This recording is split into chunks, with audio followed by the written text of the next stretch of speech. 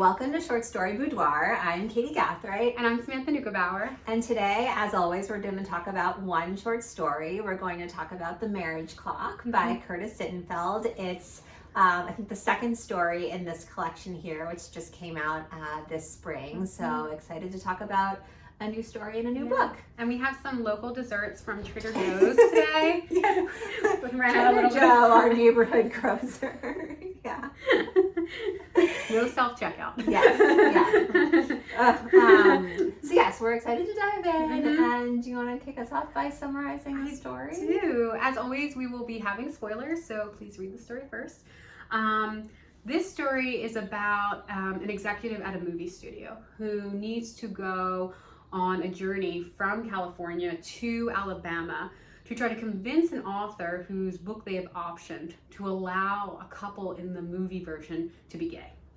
And that is kind of the momentum of the story. Other things that are happening in the story are that this protagonist, Heather, has a young child. She's seemingly supporting her husband while he is a stay-at-home dad and musician. And when she gets to Alabama, Brock is the name of this author who wrote the book called The Marriage Clock. Seems to be flirting with her, and she's kind of not sure what to do with this and what will happen. She's only staying there a night. And over this kind of course of less than 48 hours, it goes from kind of flirting, the potential of kind of like sex or intimacy, to a complete deflation. Yeah. And you're kind of left with Heather thinking what happened necessarily. What happened was what was in the imagination and what was not. And then when she gets home, to cut it really short, her and the husband end up kind of reviving their marriage through this guy's self-help book, The Marriage Clock. And we kind of end on this positive note with their marriage. Yeah. Did I forget anything? No, I think that's a good summary. Right, yeah, good. Definitely. Okay, so I'm going to start us off with a question. Okay, so for me, this story operates like this well-oiled machine, okay? But it never feels overly polished or overly mechanical. So my question is double one. Was that your experience? And why? Like, what is the magical ingredient craft-wise? Totally. Yeah, I think this is a great question. I'm glad we're starting here. It was my experience. Like, I did think it was very smooth, and I think, again, hoping you've already read it, but if you haven't, like, it's a very readable experience. And I don't know, I think there are a couple of things. One is, I think that the protagonist, like Heather, is like pitched kind of exactly right. Like, I think that, and I think this is a strength in many of the other stories in this collection too, but she is like somebody that is very like rootable, like you're like rooting for her but she has like the right number of flaws, like basically. Like, I think that she's a character, it's like you want to see her succeed in this mission, but I think you also have enough reasons to be skeptical of her, kind of like the sort of condescending attitude with which she travels to Alabama. There's a sort of like unsavory cash cow comment she makes to her husband, which I simultaneously feel like he shouldn't have punished her for so much, and also feel like she should not have said that or thought of things in that way.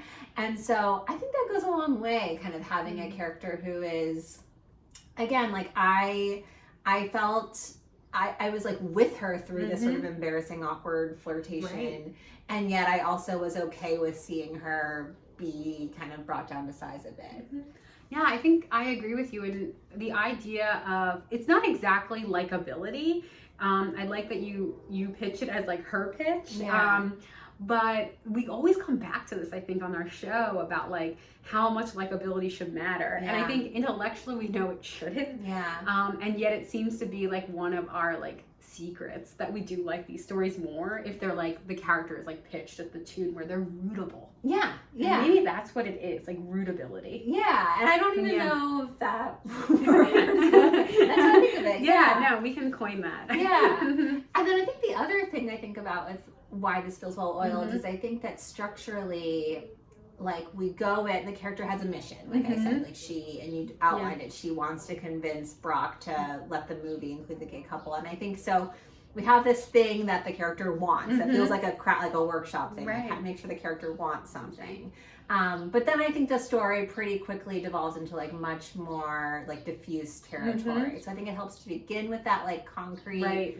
mission, the plot gets set, and then I think quickly it becomes clear that the story is not like gonna anchor to that desire. Like No. it is like not about that. And I Right. think a story finds a good balance between like having that mission last enough pages that you feel hooked, but then kind of abandoning the mission before it becomes too confining. Absolutely. I feel, it's almost like when you get like a grab bag or something from a birthday party when you're little, and like there are some things in it that you like and some things you like more than others, but there are like lots of things. Yeah. And I feel like this story is sort of like that, where you have this mission and then you also have these like smaller things inside, like the moment where will they kiss or not, or will she tell him off or not, or will she get, there's a lot of different like desires happening at like different levels throughout the story. Yeah, that's a really good way to put it. Yeah. Can we talk about the kiss? Absolutely. Yeah, so I think like that's when the story, people say like, oh, there's a moment when the story breaks open for me. And I do think I felt that way with the like almost kiss, right? So like they like have this sort of boat adventure, and then things are like, I think he like touches her arm and things are like escalating, and he's like he puts like sunscreen on her face. It's kind of like the big very intimate moment. Yeah, and she feels certain that they're going to kiss and then they don't. So like I guess I was curious, like I think that works well in the story because it's like it's such a like book clubby moment. You want to like talk to a friend and say like, did you think they were gonna kiss? Like, would you have felt like her in her situation? And I don't know, did you think that she was, did you have enough information to judge whether she was like being realistic or not about him kissing her? And B, I guess, do you agree that like that was a weird moment?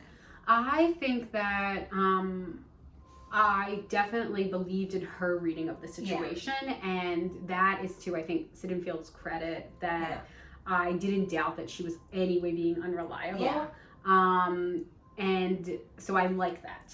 I like too that it was a situation that is intimate but not like cliched intimate. Like putting suntan on someone is very intimate, actually. Your face, right?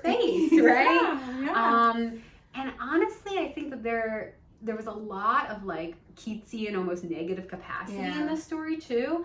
And I think there's something there that was like, we were with her like kind of desire and like, will this happen? But I still didn't like super understand Brock yet. And she didn't either, to be fair. But it was great. Like it was just the right amount of negative capacity. Like, is this someone who often does this? Totally. Is he like is the story that he's like a serial cheater who writes a great like book on like how to save your marriage? But none of it felt like too like that example feels too easy. And he's not, right? Where I also really identified with her is like after it doesn't happen, she like escalates it in her mind. Then she's gonna have dinner like with him and his wife.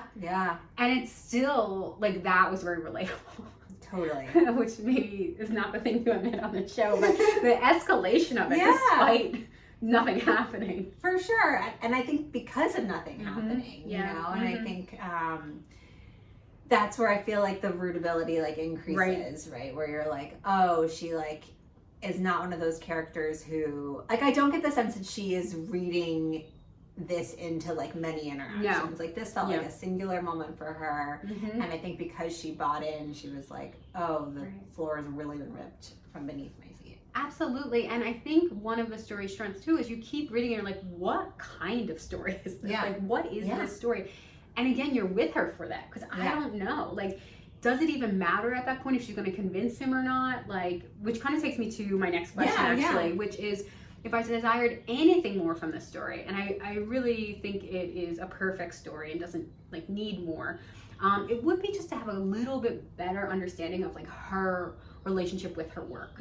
So as Katie said, the husband is slightly resentful towards her, at least from her reading, because she has like a better job and she seems to like her work, and it's mentioned she goes to like award shows and she knows actors, etc. She's like in the right circles. And if there is a there, she is there.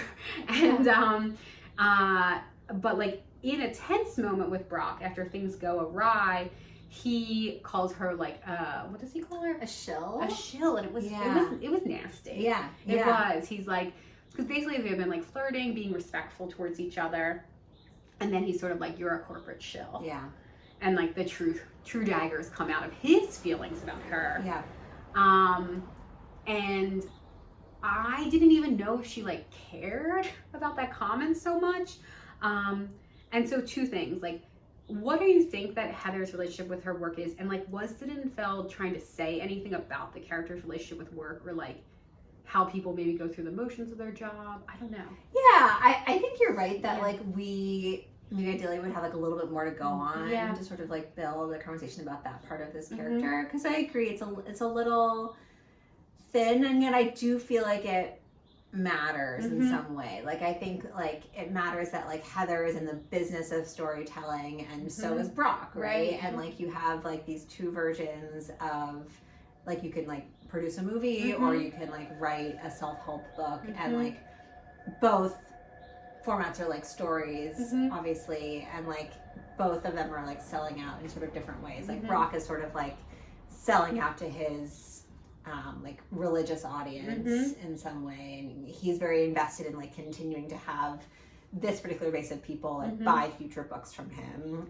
So like even though he ostensibly like has like his own set of principles that prevent him from wanting like gay characters, like it's actually driven, like he wants more book sales, right? Ultimately is kind of what comes out, even though you wouldn't think it'd be framed that way, right? And for her, of course, like the studio needs to like make a progressive movie for it to get like financing and but like I don't think what's interesting is I think that like we're sort of forced to confront like Brock's relationship to his art more than hers. Like I don't, when the movie falls through, like it's not clear to me that really matters to Heather qua like storytelling. I think it's more like she has a career like around storytelling, but like isn't herself creatively invested.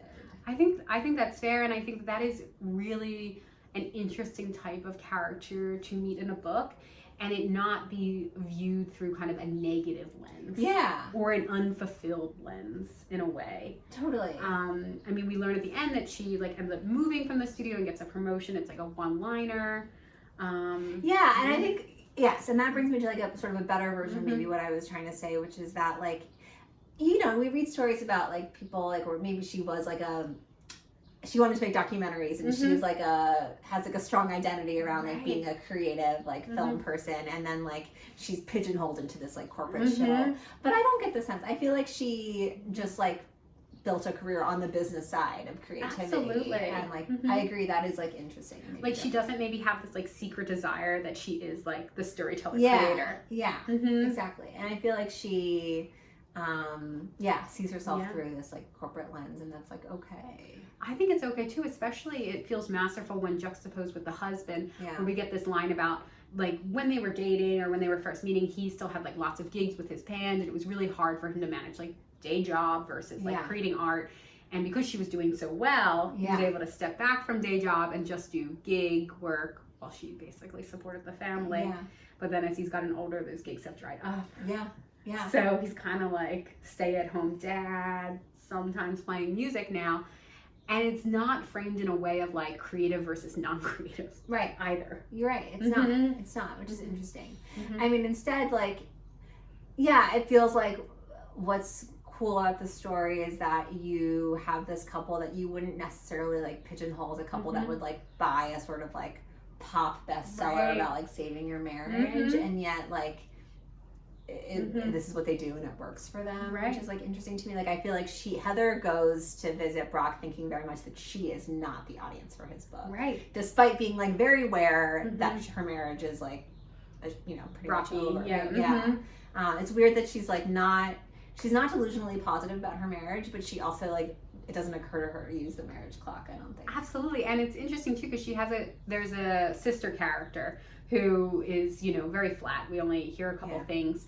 But the sister character liked the book.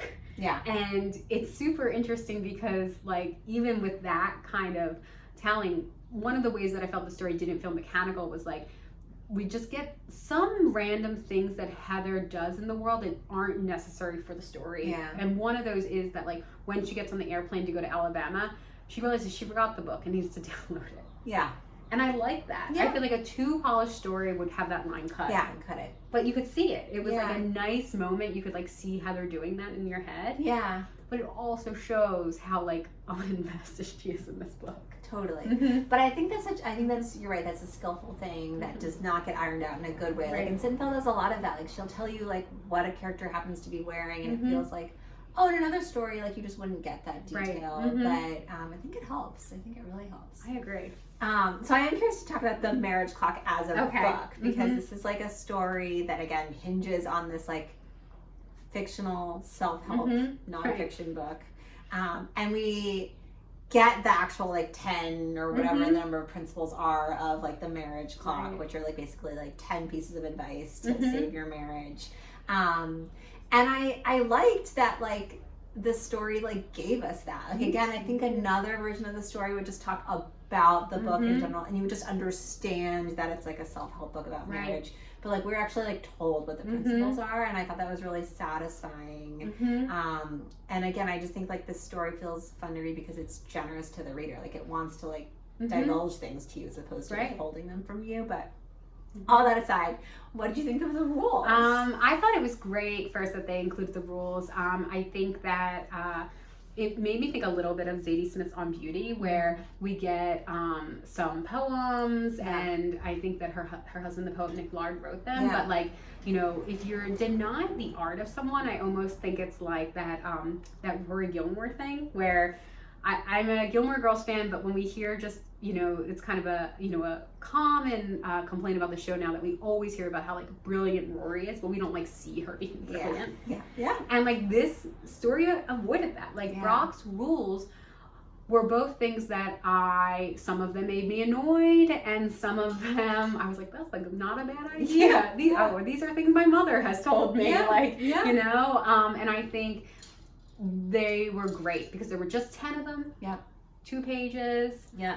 You could think about each one, Totally. right? Yeah, you can anchor them, and then you can like it gives the story like a little bit more of a life, because again, when the story ends by like letting you know that Heather and her husband reconcile by following the rules, like you actually like know what they are doing. Right. Like, you can kind of like picture them like, oh, they're writing these notes together, or like, oh, they're making sure they're hanging out without their phones, like Absolutely. and then it's like a shorthand because Sittenfeld doesn't have to like give you the scenes of them doing that.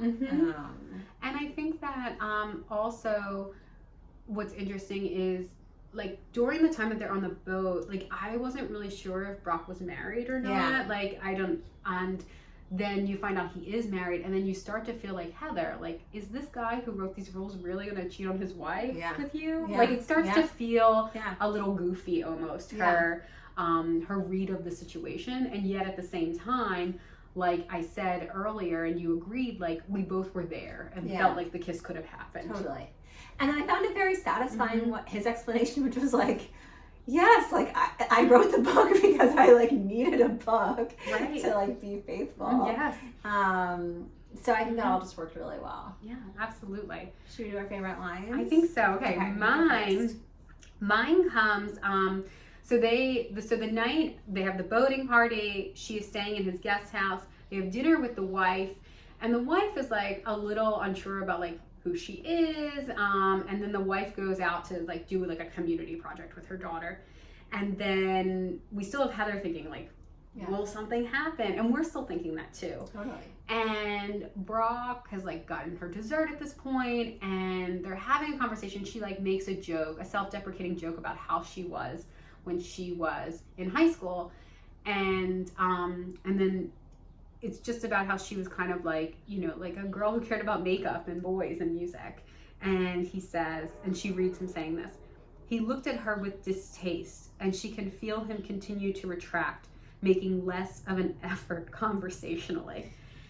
And I really love this line because it's at this moment that, again, it's almost like the second shift in the story where, okay, like I can't continue to like think something might happen. And it's also just stating something. And I feel like a lot of my favorite lines are like this, where we don't necessarily have a word for that feeling.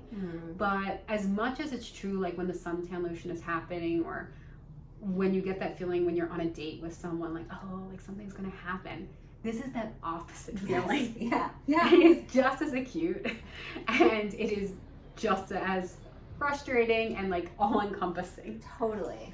Yeah, and like just described so economically there. Absolutely. Yeah, I think that's a great choice.